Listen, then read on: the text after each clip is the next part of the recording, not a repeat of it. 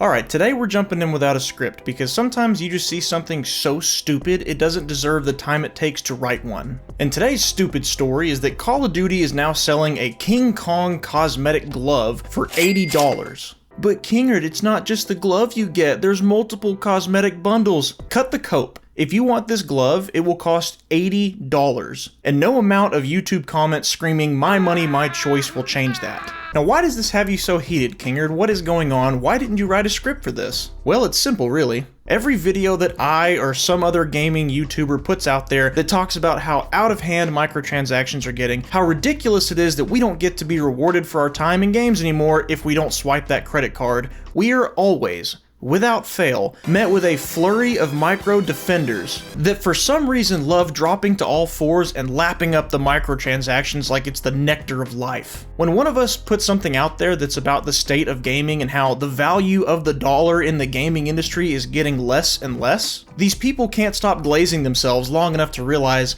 we don't care how they spend their money. We care when the way they spend their money impacts the way games are made. What is it?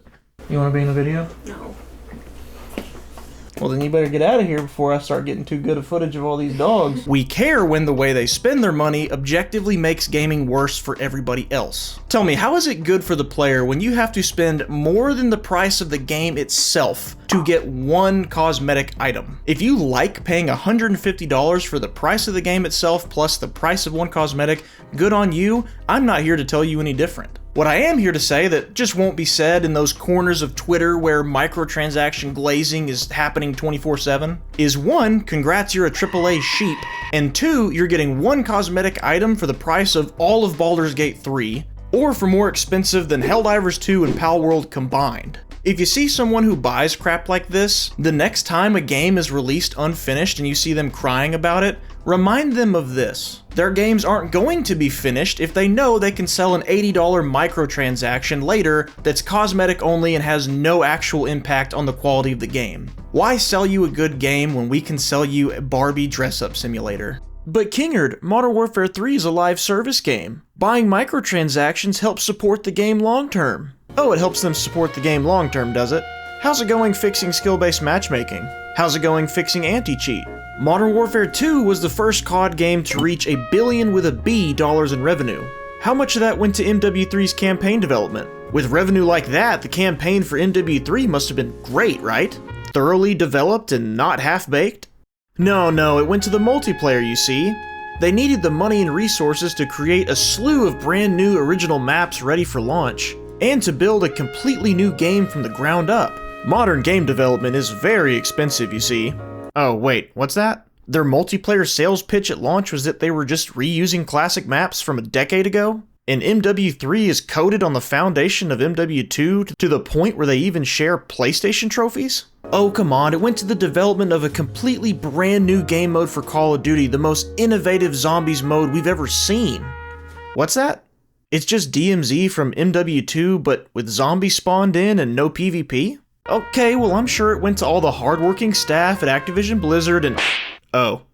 If you're new here, no, I'm usually not this heated and I usually have scripts for videos, and no matter what, whether my video is positive or negative, I get hate comments either way, so I might as well actually say what I'm thinking. But judging by those comments, it seems there's a lot of other people out there who also agree that $80 for a cosmetic is absurd. First it was horse armor, then it was a $10 battle pass, then it was a $20 skin, then a $40 Halo skin, then it was a $60 Diablo horse armor, and now it's an $80 monkey glove.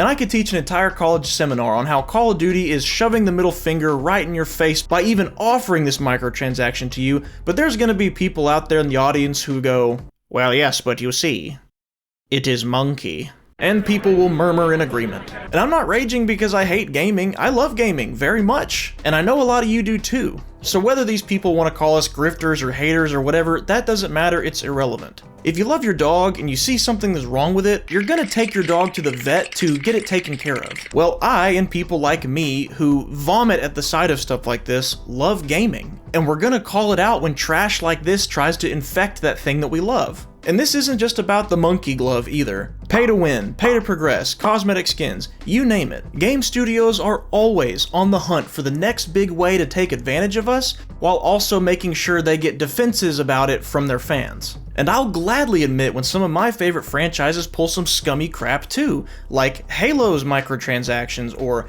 Alan Wake 2 making you play the game twice to get the real ending. I'm not blind to that. I see it, I'll admit it, and I'll actively tell people, hey, if this isn't what you're looking for, stay away from it. But holy mother, the glazing that happens over some of these people's microtransactions.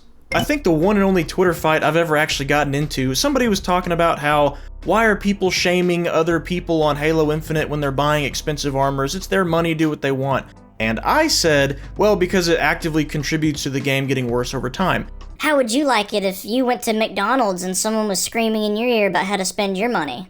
Like, dude, I get it. There's a generation of gamers today that don't know what it's like for there to not be a battle pass in their game. They don't know what it's like for a game to be 100% complete at $70. Or really $60 if you look back a few years. Maybe it's kids that grew up on an iPad, you know, they've had advertisements shoved in their face 24/7 regardless of the game or show they were watching. Maybe they've finally gotten old enough to use a keyboard.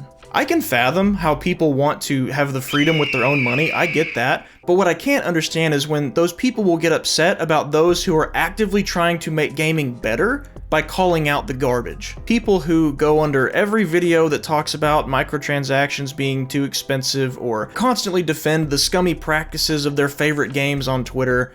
You deserve this. You deserve to know exactly what it feels like to buy a game at full price and still not be rewarded unless you swipe your credit card again. You deserve for the content available at launch for a game to get smaller and smaller over time. You want to drop a week's paycheck on Skull and Bones microtransactions? Go for it. Have at it. You want to keep pumping money into a video game that you don't even own and can be taken away from you at any second? By all means, your money, your choice. But if $80 micros weren't working, they wouldn't be selling it, so don't be shocked when the next one's 90 or 100. And don't be shocked 10 years from now when every corner of a game or every line of code now requires your wallet to advance or earn anything. Just remember, this is your fault. And this isn't even about microtransactions in general. I'm not anti-microtransaction, but I am anti-scum, and I know a lot of other people out there are too. And honestly, seeing this glove didn't inspire me to make this video. I wasn't shocked by that. It was people defending it online that made me sit down and do this. So if you're new here, my videos don't usually look like this. I'm not always this heated or negative. I like making positive videos too, even when they objectively perform worse than all my negative ones. But I do have an Ubisoft video on the way that if you did like this video, you might like it too. When it comes out, I'll drop it right here. Consider subscribing if you don't want to miss it. As always, thanks for watching. Kingerd out.